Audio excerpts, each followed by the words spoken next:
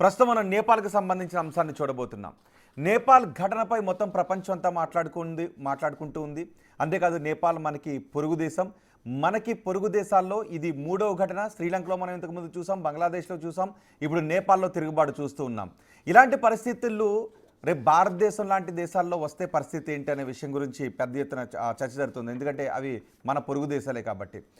ఈ విషయంపైన ఇప్పుడు మనం చర్చించబోతున్నాం. నాగేశ్వర్ గారు నమస్తే అండి. నాగేశ్వర్ గారు, నేపాల్ ఘటన మనం చూసాం.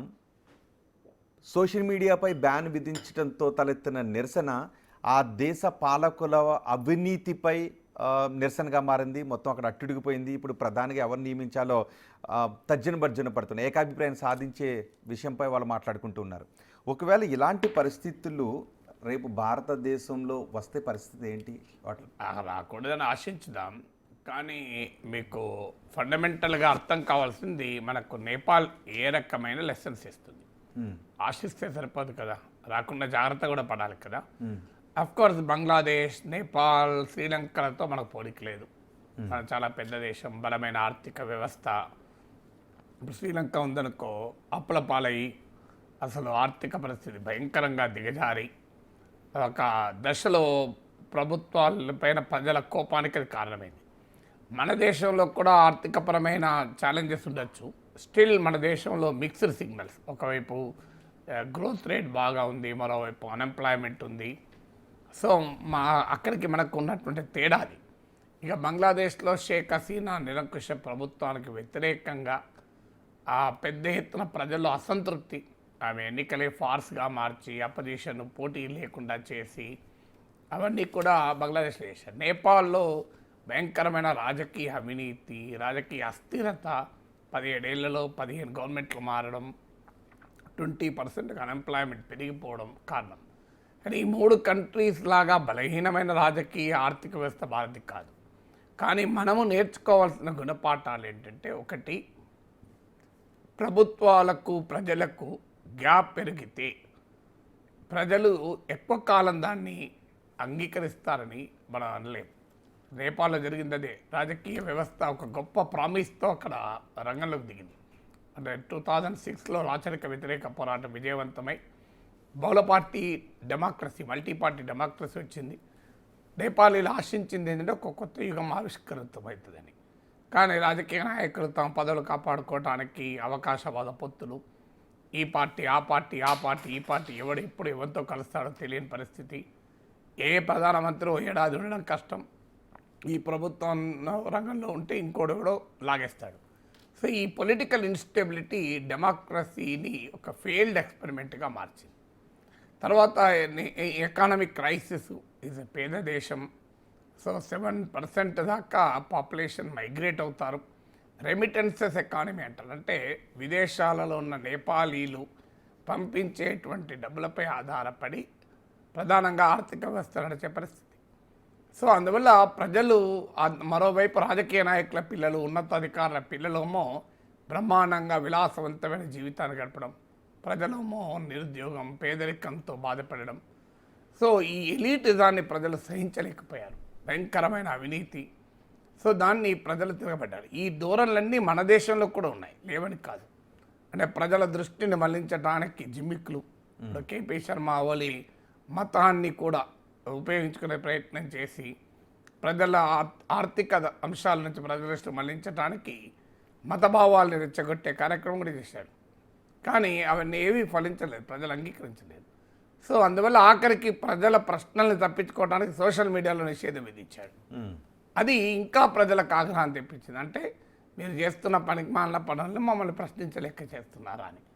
అందువల్ల పొలిటికల్ సిస్టమ్ ఫెయిల్ కాకుండా, ప్రజల్ని ఫెయిల్ చేయకుండా, ఫూల్ చేయకుండా ఉండాలి.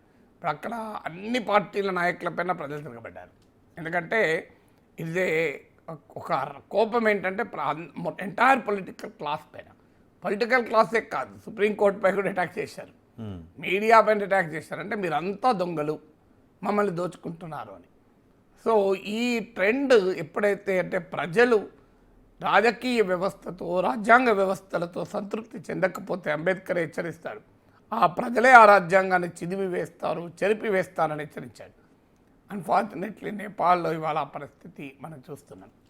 సో అందువల్ల అక్కడ ప్రజలు రాజకీయ వ్యవస్థకు మధ్య ఉన్న గ్యాప్ ఏంటో అనేది మనకు ఒక ఇండికేటర్. రెండవది, రాజకీయ అవినీతిని ఒకే తాను ముక్కలుగా రాజకీయ పార్టీలు దొంగలు ఊర్లు పంచుకున్నట్టుగా ఉంటే ప్రజలు అంగీకరించడానికి సిద్ధంగా లేరు అనేది కూడా ఒక ఉదాహరణ. మూడవది, ప్రజల్లో ఉండేటువంటి ఆగ్రహావేశాలని నిర్బంధంతో అణచివేయలేవు, ప్రజల స్వేచ్ఛల్ని హరించడం ద్వారా అణచివేయలేవు అనేది కూడా ఒక ఉదాహరణ. మీకు బంగ్లాదేశ్లో కూడా అదే కనబడింది. మీకు అక్కడ కూడా విద్యార్థులు తిరగబడ్డారు. శ్రీలంకలో రాజపక్షల్ని వాళ్ళ కుటుంబ అవినీతి, మన దగ్గర లాగానే రాజకీయ కుటుంబాలు దశాబ్దాల పాటు. ఇప్పుడు బంగ్లాదేశ్ పరిస్థితి షేక్ హసీనా కుటుంబం, ఖాలిదా జియా కుటుంబం. సో మీకు శ్రీలంకలో కూడా రాజపక్షల కుటుంబం. సో రాజకీయాల్ని తమ కుటుంబ ఆస్తులుగా పార్టీలను మార్చి కుటుంబ రాజకీయాలతో కుటుంబాలే బాగుపడుతుంటే ప్రజలు తిరగబడకుండా ఎంతకాలం ఉండగలరు దానికి ఒక ఉదాహరణ. అందువల్ల రాజ్యాంగబద్ధమైన పాలన ఫెయిల్ అయితే జరగబోయే పరిణామాలు ఏంటి అని అందుకే చీఫ్ జస్టిస్ ఈ మధ్య హెచ్చరించని మీరు గమనించుంటారు. నేపాల్ పరిణామాలు చూస్తే మన రాజ్యాంగం పైన గౌరవం పెరుగుతుంది. రాజ్యాంగ వ్యవస్థలలో ఏదైనా ఒకటి విఫలమైతే సుప్రీంకోర్టు చూస్తూ ప్రేక్షక పాత్ర పోషించలేదు అని హెచ్చరించాడు. అందువల్ల we have to learn the lessons from electoral democracy. ప్రజలకు సంతృప్తి పరచనప్పుడు ప్రజలు తిరగబడతారు. సో ఎంతకాలమని నేను వాపలే. అందులో ఇది ఒక ఆధునిక యుగం. ఈ యుగంలో ఒకప్పట్లాగా మీడియాను కంట్రోల్ చేసి, నరేటివ్ను కంట్రోల్ చేసి, పబ్లిక్ ఒపీనియన్ కంట్రోల్ చేసి మేము చెప్పిందే వేదం అనుకుంటే సాధ్యం కాదు. ఇవాళ ఒక స్వేచ్ఛాయుతమైనటువంటి సోషల్ మీడియా ప్రపంచం వచ్చింది. ప్రజలు స్వేచ్ఛగా విశృంఖలతో ఉండొచ్చు, పనికిమాలిన లక్షణాలు చాలా ఉండొచ్చు. కానీ అదే సమయంలో ప్రజలు స్వేచ్ఛగా భావాలు వ్యక్తం చేసేటువంటి సభాంగుడు అందులో ఉంది. అందుకే ప్రజలు తమ మీకు ఒకవైపు prominent social media site Facebook, Twitter, X, అలాగే యూట్యూబ్ వీటన్నిటి బ్యాన్ చేసినా టిక్టాక్లోనో లేకుంటే మరో దాంట్లోనో ప్రజలు తమ భావాల్ని వ్యక్తం చేశారు. ప్రజలు ఏకమై తిరగబడ్డటువంటి పరిస్థితి కూడా మనం చూస్తున్నాం. అందువల్ల Nepal should be a lesson for us. డెమోక్రసీలో లోపాలుంటే దాన్ని రాచరికమో నిరంకుశత్వం పరిష్కారం కాదు. కానీ ప్రజాస్వామ్యం ప్రజలకు ఏమవుతుందంటే ఆల్టర్నేటివ్ ఉంటే లేనప్పుడు మా వెనకాలే ఉంటారని పార్టీలు అనుకుంటాయి. ఏ ఆల్టర్నేటివ్ లేకపోతే స్టేట్లెస్ సొసైటీకి ఇప్పుడు నేపాల్ పరిస్థితి ఏంటి? లక్ష్యం లేదు, నాయకత్వం లేదు, ఉద్యమం మాత్రం ఉంది.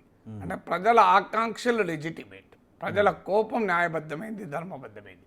కానీ వాళ్ళ ముందు పరిష్కారం ఏంటో తెలియదు. అందుకే ఇప్పుడు మీరు మొదట్లో అన్నారు చూడండి, అయోమయ పరిస్థితి ఏంటి అని. అయోమయ పరిస్థితికి కారణం ఏంటంటే ఒక ఆర్గనైజ్డ్ పొలిటికల్ బ్యాటిల్ లేకుండా పోయింది. అందువల్ల ఇంకా ప్రమాదకరం వాస్తవానికి. అది ఇప్పుడు రాచరికం లాంటి శక్తులకు బలాన్ని ఇస్తుంది. ఇప్పుడు మన దగ్గర కూడా ప్రజల మౌలిక అంశాలను పట్టించుకోకుండా ప్రజల్ని మతం పేరిటో మరో దాని పేరిటో భావోద్వేగాలు రెచ్చగొట్టి అధికారులకు వస్తూ ఉంటారు. కొన్ని కుటుంబాలే కోట్లు పడగలెత్తుతారు. ఇప్పుడు భారత రాజకీయ వ్యవస్థ మొత్తం తీసుకుంటే ఒక 20-30 కుటుంబాలు ఉంటాయి. సో అది స్టేట్ అండ్ స్టేట్ లెవెల్. ఇక డిస్ట్రిక్ట్ లెవెల్లో ఒకే ఎమ్మెల్యే కొడుకు, ఎమ్మెల్యే మనమడు 50 ఏళ్ళు 60 ఏళ్ళుగా రాజ్యం వెళ్తుంటారు. ఆధునిక జమీందారీ వ్యవస్థగా ప్రజాస్వామ్యాన్ని మార్చారు. ప్రజాస్వామ్యం అంటే సామాన్యుడు కూడా రాజకీయాలకు రాగలగాలి. అందుకే దానికి ఇప్పుడు మీకు నేపాల్లో కూడా అదే జరిగితే ప్రజలు తిరగబడ్డారు. ఇప్పుడు కాఠ్మండు మేయర్ ఉన్న బలేంద్ర షా అని ఒక ర్యాపర్, సింగర్, యూట్యూబ్లో పాపులర్. సో ఏకంగా నేపాల్ మేయర్ అయిపోయి కూర్చున్నాడు. సో ఒక ఎన్జిఓ హామీ నేపాల్ అని 2015 ఎర్త్క్వేక్ అప్పుడు ఆయన తన కొడుకును కూడా కోల్పోతాడు. సో దాంతో అతను ఎన్జిఓ పెట్టి ఎర్త్క్వేక్ సమయంలో బాగా పనిచేస్తాడు. ఇప్పుడు ఆయన హీరో అయిపోయాడు మొత్తం ఈ రెవల్యూషన్కు గురాంగ్ అని. సో ఆయన హీరో అయిపోయి కూర్చున్నాడు. సో అందువల్ల ప్రజలకు రాజకీయ వ్యవస్థనే నాయకత్వం ఇస్తుంది అనుకోవడం కూడా పొరపాటే. రాజకీయ వ్యవస్థ ప్రజలను ఫెయిల్ చేస్తే ప్రజలు సివిల్ సొసైటీ నుంచి కూడా ఒక కొత్త నాయకత్వం కూడా పుట్టుకొస్తుంది. సో అందువల్ల మా చేతిలో ఆర్మీ ఉంది, మా చేతిలో పోలీస్ ఉంది, మా చేతిలో స్టేట్ అంతా ఉంది, మేము ఉద్యమాలని ప్రజల నిరసనలను తొక్కిపెట్టగలం, మేము ప్రొఫెషనల్లకు పర్మిషన్ ఇవ్వకపోతే ఏం చేస్తారనుకుంటే 20 మంది చనిపోయిన నేపాలీ యూత్ స్కూల్ డ్రెస్సులల్లా కాలేజ్ డ్రెస్సులు వచ్చి ప్రాణాలకు కూడా తెగించి పోరాడారు కదా, ఉరికి తన్నారు కదా. అందువల్ల ఆ పరిస్థితి రాకుండానే మన రాజకీయ వ్యవస్థ జాగ్రత్త పడాలి, లేకపోతే చాలా పెద్ద ప్రమాదం ముంచుకొచ్చే అవకాశం ఉంటుంది. కానీ పరిస్థితులు చూస్తూ ఉంటే అంటే పక్క దేశాల్లో జరిగిన పరిణామాలను చూసి మన రాజకీయ నాయకులు నేర్చుకుంటున్న ఆనవాళ్ళు ఏమైనా కనిపిస్తున్నాయా? అదే అన్ఫార్చునేట్, నేర్చుకోవాలి. ఇప్పటికీ మనకు అంటే వాస్తవంగా భారతదేశం ఫ్రీడమ్ సాధించినప్పుడే కూడా ఈ ఆందోళన వ్యక్తమైంది. విలీ బ్రాంట్ అని జర్మన్ ఛాన్సలర్ అంటాడు. So alliance democracy cannot survive in ocean of dictatorship అంటాడు. నిరంకుశత్వం అనే సముద్రంలో ప్రజాస్వామ్య దీవులు మనుగడ సాధించలేవు అంటాడు.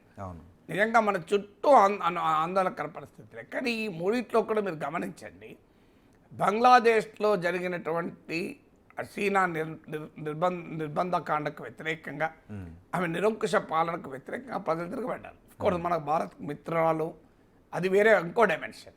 మనం ఆమెకు ఆశ్రయం ఇచ్చాం, మనకు డిప్లొమసీలో భాగం, మన గవర్నమెంట్ కరెక్ట్ చేసింది, దాంట్లో తప్పేమీ లేదు. ఎందుకంటే బంగ్లాదేశ్లో షేక్ హసీనా సెక్యులర్ గవర్నమెంట్ నడిపింది, మైనారిటీల హిందువులపై దాడులు లేవు, భారత్ పట్ల శత్రుత్వము లేదు, భారత వ్యతిరేక ఇస్లామిక్ తీవ్రవాద శక్తుల బంగ్లాదేశ్ అడ్డా కాకుండా చూసింది, ఆమెను ఆహ్వానించాం. కానీ ఆమె ప్రజల పట్ల ఆమె ఎలా ఉన్నారన్నది కీలకం కదా, మనతో ఎట్లా ఉన్నారన్నది కీలకం కాదు. సో ప్రజల పట్ల ఎలా ఉన్నారంటే ప్రజల పట్ల ఆమె అనుసరించిన విధానం. సో మీడియా స్వేచ్ఛ నరించింది, రాజకీయ పార్టీల స్వేచ్ఛ నుంచి ఎన్నికలు ఫార్స్గా మారిపోయాయి, ప్రతిపక్షాలు ఎన్నికలను బైకాట్ చేశాయి. ఇప్పుడు ఆ సిగ్నల్స్ మన దగ్గర కనబడుతున్నాయి. ఇప్పుడు బీహార్లో ఓట్ చోరీ క్యాంపెయిన్ నడుస్తుంది. అసలు మహారాష్ట్ర హర్యానాలో ఎన్నికల్ని దొంగిలించారన్నది ఆరోపణలు వస్తున్నాయి. ఎన్నికల కమిషన్ డిఫెన్స్ చూస్తే అది ఏమాత్రము కాన్ఫిడెన్స్ క్రియేట్ కావడం లేదు. బీహార్లో మనం చూసాం, కనీసం మన దగ్గర వ్యవస్థలు పనిచేస్తున్నాయి. బీహార్లో ప్రజల్ని డిసెన్ఫ్రాంచైజ్ చేస్తే, అంటే ప్రజలను ఓటు హక్కుకు దూరం చేయాలని ప్రయత్నం చేస్తే సుప్రీంకోర్టు నిలబడ్డది. సుప్రీంకోర్టు ఆధార్ కూడా తీసుకోండి అని చెప్పారు. ఎంత దుర్మార్గంగా 87% మందికి ఉన్న ఆధారం చెల్లదు, 2% మంది చేతిలో ఉన్న పాస్పోర్ట్ చెల్లుతుంది అన్నారు. ఈ కుట్రను సుప్రీంకోర్టు కొట్టివేసింది, ఈ ఆర్గ్యుమెంట్ కొట్టేసింది. అంటే మన దగ్గర కూడా వ్యవస్థలలో ఆ డికే కనబడుతోంది. కానీ అట్లీస్ట్ కొన్ని వ్యవస్థలు పనిచేస్తున్నాయి. ఇప్పుడు ధర్మం 4 పాదాల్లో నడవకపోయినా ఒక్క పాదంతో నడుస్తుంది అని ఆనందపడాలి. సో అందువల్ల మన దగ్గర కూడా మీడియాను కంట్రోల్ చేసి నరేటివ్ను కంట్రోల్ చేయాలి. మీరు రాత్రి 7 దాటంగా నేషనల్ ఛానల్ చూడండి, అసలు చూడబుద్దు కాదు. ఎందుకంటే completely one sided. Ravish Kumar దాన్ని గోధీ మీడియా అని పేరు పెట్టాడు. అంటే మోడీ ఒడిలో ఉంటుంది ఆ మీడియా అని. మన తెలుగు ఛానళ్ళు చూడండి, ఏదో ఒక రాజకీయ పార్టీకి అనుకూలం.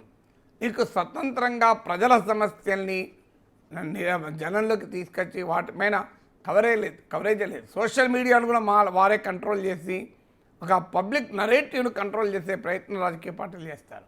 You cannot manage people through narrative building. రోజు ఏదో ఒక కహాని చెప్పి ప్రజల్ని సంతృప్తి పరచలే కదా. A day will come, people will question. అయితే మన దగ్గర ఏమవుతుంది, ఏదో ఒక అంశం ఎకానమీ పైన ప్రజలు నిరసన తెలిపే లోపల పుల్వామా వస్తుంది, ఆపరేషన్ సింధూర్ వస్తుంది, మొత్తం లేదంటే సర్జికల్ స్ట్రైక్స్ వస్తాయి. ప్రజల మూడంతా అటువైపు మారుతున్నారు. కానీ ఇది ఎలక్కాలని నడవదు. సో మన దగ్గర కూడా ఇన్స్టిట్యూషన్ ఫెయిల్ అవుతున్నాయి. గవర్నర్లు చూడండి ఎంత అప్రజాస్వామికంగా ఉంటున్నారు. సో రాజకీయ వ్యవస్థ ఎంత అవినీతిమయమైందో మనం చూస్తున్నాం కదా. ఇవాళ ఎన్నికలు ఎంత వ్యాపారంగా మారిపోయినాయి. ఇవన్నీ కూడా అంటే మన దగ్గర కూడా ఇన్స్టిట్యూషనల్ డికే మొదలైంది. బట్ ఆ స్టేజ్ రాలేదనే నమ్ముతున్నాం, రాకూడదని ఆశిస్తున్నాం. రైట్. భారత్ ఆ విషయాల నుంచి నేర్చుకోవాల్సింది చాలా ఉంది అనే విషయం గురించి చెప్పారు. కానీ నేపాల్ మాత్రం ఈ సంక్షోభం నుంచి ఎలా బయటకు వస్తుందో చూడాలి. రాజ్యాంగపరంగా ఈ సంక్షోభానికి మేము పరిష్కారాన్ని వెతుకుతున్నామని అంటుంది. చూద్దాం.